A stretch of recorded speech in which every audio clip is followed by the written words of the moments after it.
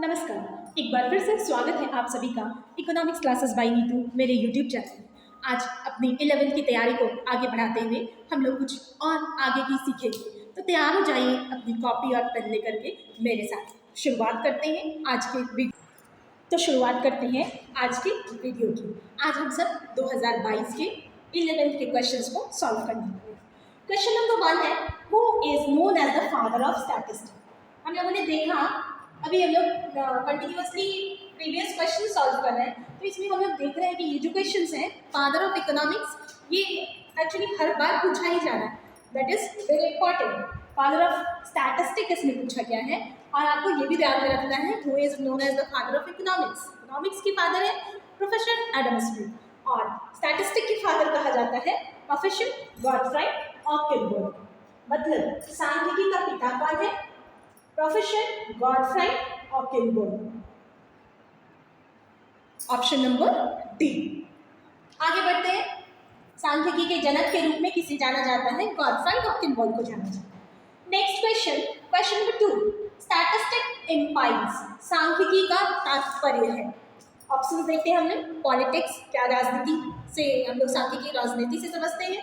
Humans, politics, administration, data.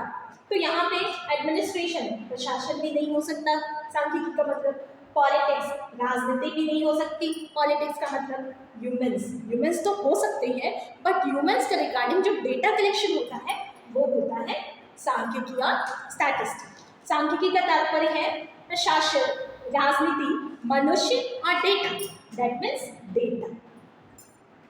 Next question, who is the author of the book wealth of nation? Wealth of nation, ये जो book लिखा गया है, ये book किसने लिखा है? इसके ऑथर कौन है?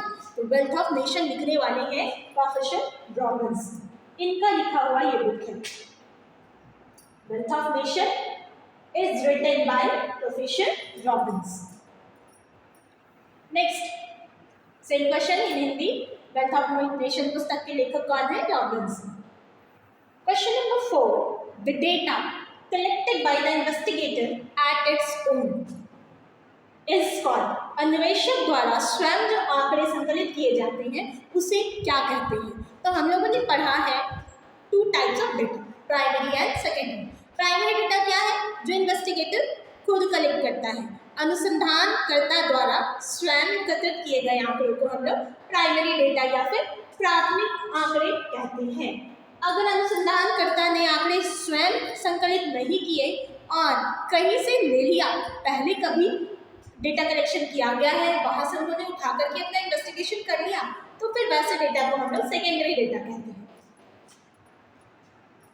Question number 4, newspaper is the source of. Newspaper समाचार पत्र किस प्रकार के आंकड़ों का स्रोत है?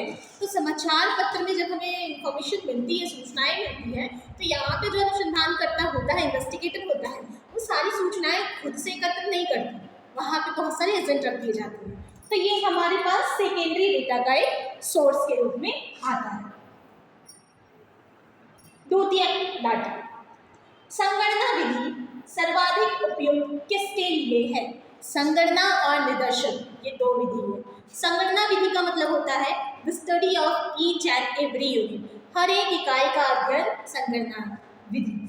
और दूसरा अगर हम लोग देखें निदर्शन विधि, तो निदर्शन विधि जो होती है ना, वो लार्ज एरिया ऑफ इन्वेस्टिगेशन के लिए सुटेबल होती है। यहाँ पे इतना ज़्यादा यूनिट होता है, इतना बड़ा एरिया होता है कि 1 by 1 सबके स्टडी करना पॉसिबल नहीं होता। तो ऐसा सिचुएशन में सैम्पलिंग निदर्शन विधि को फॉलो किया जाता है। तो उसमें कुछ रिप्रेजेंटेटिव चुन लिए जाते हैं, कुछ निदर्श सैंपल चुन लिए जाते हैं और उनकी स्टडी की जाती है, और उसके आधार पर होल पॉपुलेशन का डाटा लिख दिया जाता है या एनालिसिस कर लिया जाता है। तो यहाँ पे संगणना एक का अध्ययन कौन सा टाइप का संबंध के लिए यूजफुल होता है? सजातीय एक तरह की होमोजीनियस डेटा है तब के लिए, बीजातीय हेट्रोजीनियस डेटा हमारे पास आया है तब के लिए, और सभी के लिए नन, किसी के लिए नहीं। तो जब होमोजीनियस होता है ना, तो हम लोग बहुत सुटेबल होता है हमारे लिए सैम्पलिंग मेथड। किसी एक अध्ययन की सारे होमोजीनियस डेटा है तो हमने सबका रिजल्ट दे दिया। लेकिन जब हेट्रोजीनियस डेटा होता है ना, तो सैम्पलिंग एरर्स होते हैं, तो ऐसे में ज़्यादा सुटेबल मेथड हमारे पास जो आता है वो होता है सेंसस मेथड, जिसे कि कंप्यूटेशनल मेथड भी कहा जाता है। तो यहाँ करेक्ट ऑप्शन होगा option number B, heterogeneous data. बी जातीय क्षमता। एक अच्छा न्यायाधीश हमेशा आधारित होता है। न्यायाधीश, अनुसंधानकर्ता, इन्वेस्टिगेटर सब सेम एक ही। एक अच्छा न्यायाधीश जो होता है वो हमेशा रैंडम सैंपलिंग मेथड को यूज करता है। दैव निर्देशन प्रणाली के आधार पर अपना इन्वेस्टिगेशन करता है। अब दैव निर्देशन प्रणाली या रैंडम सैंपलिंग क्या है? तो रैंडम सैंपलिंग सैंपल सेलेक्ट करने का ऐसा मेथड है जिसमें जितने भी पॉपुलेशन की यूनिट है सभी को सैंपल में सेलेक्ट होने का इक्वल चांस मिलता है। यहाँ पे कोई पार्शलिटी नहीं होती। तो जब इस तरह से सैंपल का सिलेक्शन किया जाता है तो यहाँ जो रिजल्ट है वो ज़्यादा एक्यूरेट होता है। नेक्स्ट है आंकड़ों का चित्रमय प्रदर्शन कहलाता है। Graphical representation of data is known as. जब हम लोग रिप्रेजेंट करते हैं तो उसे प्रेजेंटेशन कहते हैं, प्रस्तुतिकरण कहते हैं। चित्र के रूप में आंकड़ों को व्यवस्थित करके प्रस्तुत करने की प्रक्रिया प्रस्तुतिकरण कहलाती है, प्रेजेंटेशन का पार्ट है। निम्नलिखित में से कौन सा टेलीचिन्ह आवृत्ति 8 को दर्शाता है? टेलीचिन्ह या विश्वज्ञान है, तो यहाँ मैं आपको बता दूं टेलीचिन्ह 1 जो होता है वो ऐसा होता है, 2 होता है वो ऐसा होता है, 3 ऐसे, 4 ऐसे और 5 ऐसे ऐसे ऐसे। तो यहाँ पे आपके ऑप्शंस में है, आपके ऑप्शंस में है ये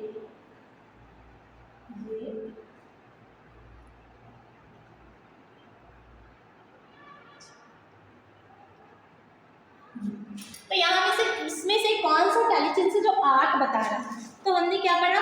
5 ऐसे लिखते हैं और 3 ऐसे लिखते हैं। तो 8 कैसे लिखेंगे? 5 और 3। तो हमारा टेलीचिन्ह 8 को लिखने का जीरो। सेम कौन सा टेलीचिन्ह आवृत्ति 8 को दर्शाता है? तो वैसे ही आप लिखना सीखेंगे तो आपको आ जाएगा। भारत में जनगणना होती है। भारत में जनगणना हर 10 वर्षों में होती है। 10 ईयर्स में इंडिया में सेंसस कंडक्ट किया जाता है। Census is conducted in India in every 10 years. हर 10 साल के बाद सेंसस कंडक्ट होता है। अपवर्जी विधि के अंतर्गत अंडर द एक्सक्लूसिव मेथड, अब इसको थोड़ा सा ध्यान से समझेंगे। एक्सक्लूसिव मेथड और इंक्लूसिव मेथड क्या है? एक्सक्लूसिव इसे बोलते हैं अपवर्जी। एक्सक्लूसिव मेथड का मतलब एक्सक्लूड कर देना, दैट मीन्स बाहर निकाल देना। तो जब क्लास इंटरवल में से अपर लिमिट को एक्सक्लूड करके नेक्स्ट वाले में शामिल किया जाता है तो इसे एक्सक्लूसिव मेथड कहते हैं। और जब क्लास इंटरवल में से अपर लिमिट को इंक्लूड कर लिया जाता है तो उसे इंक्लूसिव मेथड कहते हैं। आपका क्वेश्चन पूछ रहा है exclusive, that means upper limit को एक्सक्लूड करना। पहला option, the upper class limit of class is included in the class interval. Include तो नहीं हो सकता, तो ये नहीं है। The upper class limit of the class is not included, ये आपका करेक्ट ऑप्शन है। तो जब एक्सक्लूसिव मेथड होता है ना तो यहाँ कंटिन्यूअस मीन्स कुछ इस टाइप से होते हैं, 0 to 10, 10 to 20, 20 to 30। अब इसको हम लोग आगे भी बढ़ा सकते हैं। तो यहाँ पे जो अपर है ना 10, वो फर्स्ट वाले यूनिट से एक्सक्लूड हो गया है, इसको बाहर करके इसमें शामिल किया गया। मतलब अगर एक्यूरेट 10 नंबर होगा तो हम लोग उसको किस में लेंगे? 10 यहाँ भी है और यहाँ भी है, तो हम लोग उसे नेक्स्ट वाले में देते हैं। इसलिए कहा जाता है कि इसको यहाँ से एक्सक्लूड किया जाता है। इंक्लूसिव कैसा होगा? बस कुछ इस तरह से 0 to 9, 10 to 9, 10, 20 to 20। क्लियर है? तो ये दो सीरीज हैं, एक्सक्लूसिव सीरीज और इंक्लूसिव सीरीज। एक्सक्लूसिव सीरीज में अपर यूनिट को एक्सक्लूड करके नेक्स्ट वाले में इंक्लूड करते हैं। तो ऑप्शन नंबर बी हमारा करेक्ट है। आगे बढ़ते हैं। एक वर्ग की निचली और ऊपरी सीमा का अंतर क्या कहलाता है? तो एक वर्ग की निचली और ऊपरी सीमा का अंतर वर्ग अंतराल कहलाता है, क्लास इंटरवल कहलाता है। Difference between lower and upper limit of A class is called class interval. वर्गीकरण का मुख्य उद्देश्य, the main purpose of classification. Classification हम लोग क्यों करते हैं? क्लासिफिकेशन हम लोग हमेशा करते हैं सिस्टमैटिक एनालिसिस ऑफ डेटा के लिए। क्लासिफिकेशन के बाद हम एक सिस्टम बना लेते हैं जिसके अकॉर्डिंग हम लोग डेटा को एनालिसिस कर सकते हैं। आंकड़ों का क्रमबद्ध विश्लेषण करने के लिए हम लोग उसे क्लासिफाइड करके टेबुलेशन में अरेंज करते हैं। किसी सारणी के मुख्य अंग the main parts of A table. जब टेबुलेशन फॉर्म में डेटा को ऑर्गेनाइज करना हो तो टेबल का मेन पार्ट क्या होता है? टाइटल, बिल्कुल टाइटल तो होना ही चाहिए।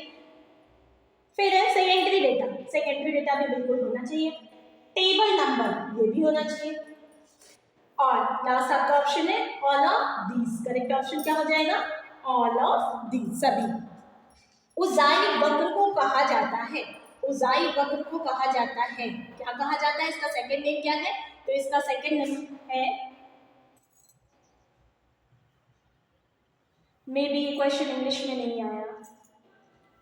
उजाई वक्र को संचयी आवृत्ति वक्र भी कहा जाता है। संचयी आवृत्ति वक्र क्यों कहा जाता है? क्योंकि ये CF के आधार पे बनता है, संचयी आवृत्ति के आधार पे बनाए जाते हैं, CF पे बनता है, इसीलिए इसे संचयी आवृत्ति वक्र भी कहा जाता है। The main parts of table, table का मेन पार्ट क्या है?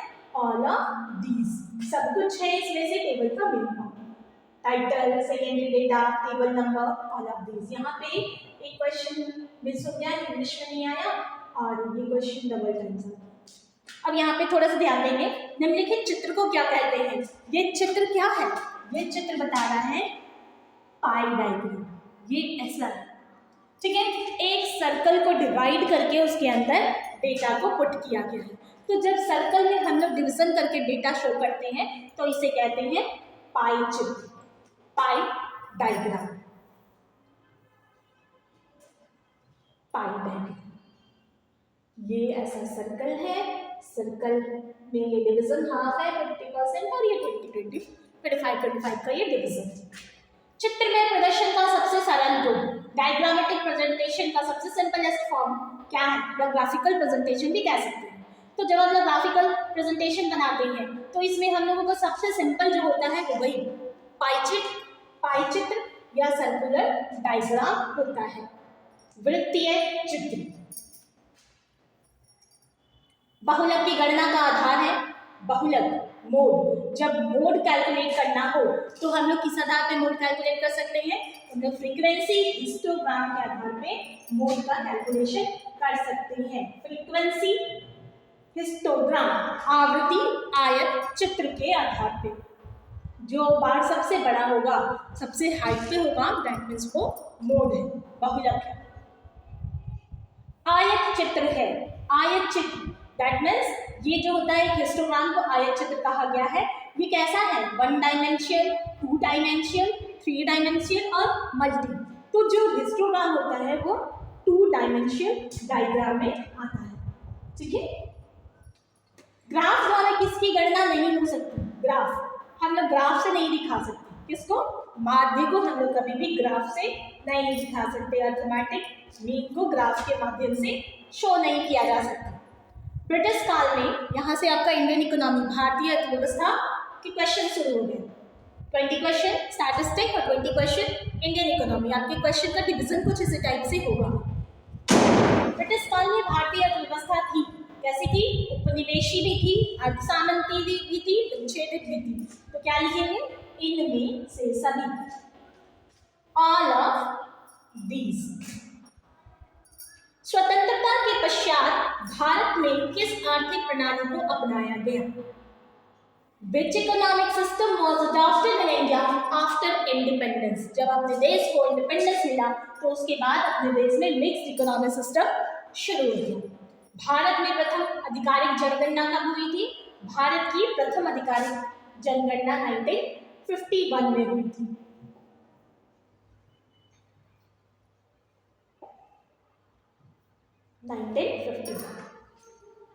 ब्रिटिश भारत में कपड़ा उद्योग केंद्र था। जब अपने देश में ब्रिटिशर्स का शासन चल रहा था, जब उन कंट्रोल में थे उनके, तो अपने देश में जो टेक्सटाइल इंडस्ट्रीज था वो अहमदाबाद में था। निम्न में से नगद फसल कौन है? Which of the following is a cash crop? तो ये सब है। नगद फसल क्या होता है? वैसा फसल जिसको ट्रेड करने के उद्देश्य से प्रोडक्शन किया जाता है, जिसका कि ट्रेड हो, सेल और परचेज, इंटरनेशनल ट्रेड किया जा सके या मार्केट में जिसको लाया जा सके। तो ये सारे कैश क्रॉप है। महालनोबिस का औद्योगिक मॉडल किस योजना में अपनाया गया? In which plan was industrial development model of Mahalanobis adopt? तो पहले हम लोग यहाँ पे पहला 5 ईयर प्लान के बारे में बात करते हैं। तो जो फर्स्ट 5 ईयर प्लान था ये एग्रीकल्चर सेक्टर को इम्प्रूव करने के लिए बनाया गया और इसको हेरल्ड डॉमर मॉडल भी कहते हैं। तो पहला 5 ईयर प्लान में पहला जो 5 ईयर प्लान आया इसमें एग्रीकल्चर के इम्प्रूवमेंट की बात रखी गई, तो इम्प्रूवमेंट हुआ भी। अब 1956, 1951 टू 1956 पहला 5 ईयर प्लान। 1956 में जब सेकेंड 5 ईयर प्लान आया तो देश को जरूरत थी कुछ उद्योगों की, अब होना था प्रोडक्शन। तो प्रोडक्शन करने के लिए सेकेंड 5 ईयर प्लान का इंटेंशन रखा गया इंडस्ट्रियल डेवलपमेंट। और इंडस्ट्रियल डेवलपमेंट किसके आधार पे? महालनोबिस का मॉडल भी इसे कहा जाता है, क्योंकि इसे डिजाइन करने वाले प्रोफेसर पीसी महालनोबिस, प्रशांत चंद्र महालनोबिस थे, जिन्हें जो एक भारतीय अर्थशास्त्री है। तो यहाँ पे आंसर हो जाएगा सेकेंड 5 ईयर प्लान। दूसरी पंचवर्षीय योजना में महालनोबिस का औद्योगिक मॉडल लाया गया। राष्ट्रीय योजना आयोग की नियुक्ति की गई। When was the National Planning Commission was appointed? राष्ट्रीय योजना आयोग कब आया था? 1950, 1950 में आया।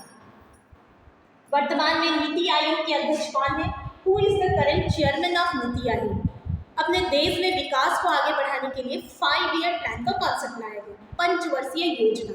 इसके अंतर्गत 5 वर्षों के लिए योजना बनाई जाती थी कि देश को विकास आने वाले 5 वर्षों में कैसे किया जाएगा।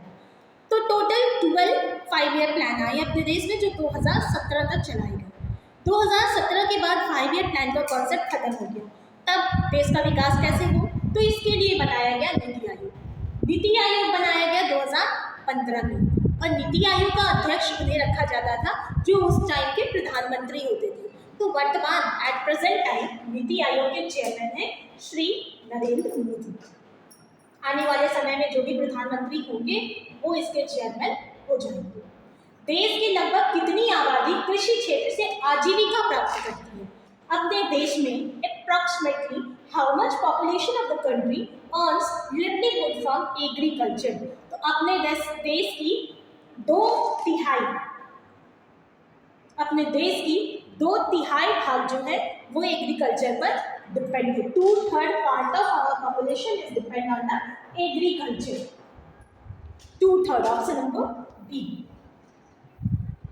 हरित क्रांति की शुरुआत हुई, ग्रीन रिवॉल्यूशन, जो कि एग्रीकल्चर प्रोडक्शन में एकदम बहुत तेजी से प्रोडक्शन को बढ़ाने वाला रिवॉल्यूशन था। तो ये कब आया? ये आया 1960s में, 1960 to 67 के बीच में एक ग्रीन रिवॉल्यूशन आया। हरित क्रांति में सम्मिलित है ये उन्नत बीज, कृषि यंत्रीकरण, रासायनिक उद्योग। तो ये सब हरित क्रांति में सम्मिलित है। सबसे पहले तो बेस्ट क्वालिटी ऑफ सीड्स लाया गया, फिर एग्रीकल्चर को मैकेनाइजेशन, मशीनरी से बनाया जाने लगा। एग्रीकल्चर में मशीनरी इंक्लूड की गई। अब जो प्रोडक्शन होगा वो थोड़ा टेक्नोलॉजी बेस्ड होगा। उसके बाद केमिकल्स को भी यूज़ करने का परमिशन देंगे। तो यहाँ पे ऑप्शन ऑल ऑफ दिस। हरित क्रांति के फलस्वरूप किस फसल की औसत उपज भारत में प्रति हेक्टेयर सर्वाधिक है? जब हरित क्रांति आया अपने देश में तो किस चीज़ के फसल पे सबसे ज़्यादा असर हुआ? कौन सा फसल सबसे ज़्यादा तेज़ी से जिसका प्रोडक्शन बढ़ा? वो है वीट, गेहूँ। बेसिकली ये राइस और वीट के प्रोडक्शन को ही फोकस कर रहा था, लेकिन बहुत तेज़ी से अगर किसी का प्रोडक्शन बढ़ा तो वो गेहूँ। विश्व बैंक को किस अन्य नाम से जाना जाता है? Which other name is the world bank also known? World bank जब बना तो उसका दूसरा नाम क्या था? इसे और कौन से नाम से जाना जाता है? तो वर्ल्ड बैंक कुछ और नहीं, IBRD का ही मॉडल रूप है, मतलब international bank of rural development को ही वर्ल्ड बैंक बनाया गया। टिस्को का पूर्ण रूप क्या है?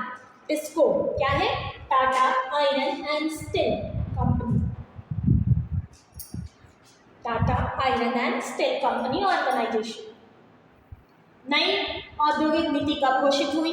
नई औद्योगिक नीति घोषित हुई 1991, ये तो आप सभी को अच्छे से पता है, लेकिन कब? 24 जुलाई 1991, जिसे हम लोग एलपीजी पॉलिसी के नाम से पढ़ते हैं। नई आर्थिक नीति में किसे सम्मिलित किया गया? उदारीकरण, निजीकरण, वैश्वीकरण, एलपीजी, इनमें से सभी। लिबरलाइजेशन, प्राइवेटाइजेशन और ग्लोबलाइजेशन, ऑल ऑफ दीज यहाँ पे करेक्ट क्वेश्चन। वर्तमान में भारत में कितने ऐसे सार्वजनिक क्षेत्र उद्योग है जो सार्वजनिक क्षेत्र के लिए आरक्षित है? पहले क्या था? पूरी इंडस्ट्रीज को डिवाइड कर दिया जाता था। कुछ इंडस्ट्रीज रिजर्व रहती थी जिसमें प्रोडक्शन केवल सरकार करेगी या पब्लिक सेक्टर के लिए रिजर्व कर दिया जाता था। कुछ इंडस्ट्रीज ऐसे जो दोनों करेगी, कुछ को प्राइवेट के लिए छोड़ दिया जाता था। तो एट प्रेजेंट टाइम, अभी वर्तमान समय में कितने ऐसे इंडस्ट्रीज हैं जो कि पब्लिक सेक्टर मतलब सरकार के लिए रिजर्व है, जिसमें प्रोडक्शन केवल सरकार कर सकती है? तो ये है 2। कौन कौन से? Petroleum and railways. लघु उद्योग प्रायः स्थापित होते हैं। लघु उद्योग जिसे हम लोग स्मॉल स्केल इंडस्ट्रीज कहते हैं, ये जनरली कहाँ मिलते हैं? तो ये जनरली गाँव में देखने को मिलते हैं, रूरल एरियाज में, ग्रामीण क्षेत्रों में। भारतीय लघु उद्योग विकास बैंक की स्थापना कब हुई? भारतीय लघु उद्योग small industries development bank of India कब बना था? Small industries development bank of India 2 अप्रैल 1990 को बनाया गया।